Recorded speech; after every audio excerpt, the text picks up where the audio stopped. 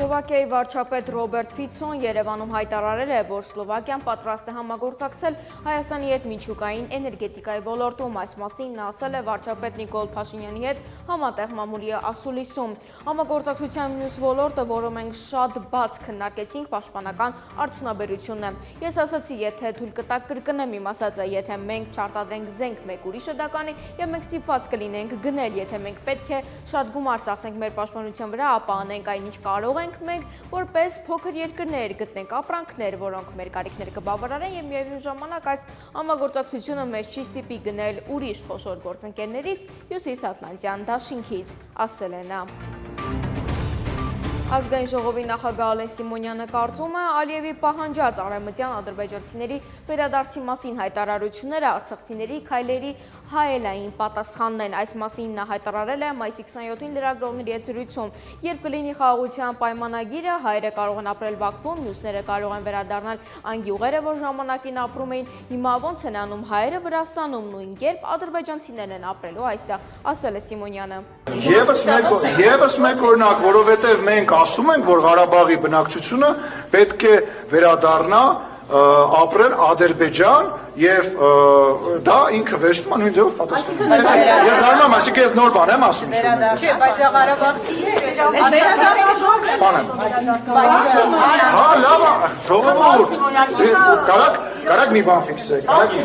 մի րոպե, ես կարծում եմ, որ դու պետք է հիմա լռես, որտեվ ես բան եմ ասում ու դա կուլտուրական չի, որ ես խոսում եմ անդադ ինձ ընդհատեմ։ Ես կարծում եմ, որ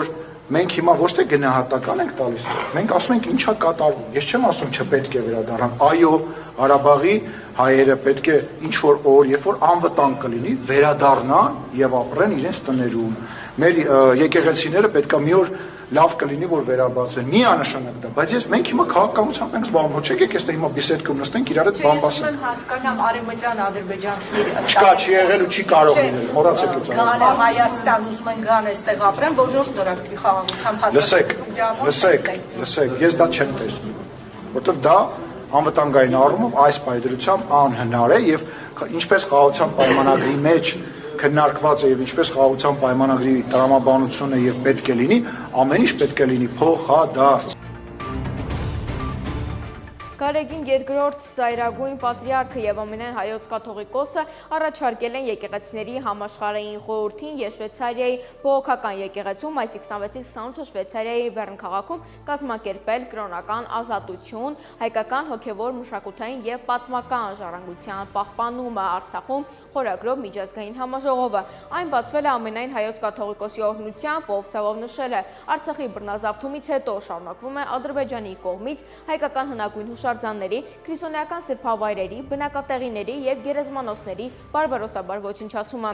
Ադրբեջանի իշխանությունները անտեսում են միջազգային հանրության կոչերը հրաժարվում իրագործել Եվրախորհրդանի 2022-ի Լեռնային Ղարաբաղում մշակութային ժառանգության ոչնչացման մասին բանաձևի պահանջները։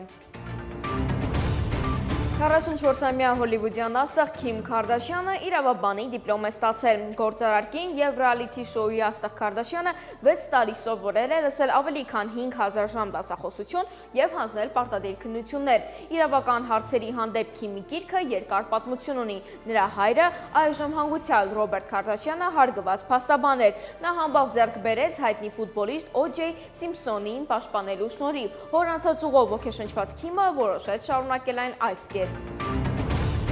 Հայ լուսանկարիչ բլոգերը ցույց է տվել դրախտը, դե իհարկե խոսքը հայաստանյան, ավելի կոնկրետ այս անգամ տավուշյան բնության մասին է, տեսանյութն առանց մեկնաբանության։ Պատահի մենք դրախտում ենք ապրում։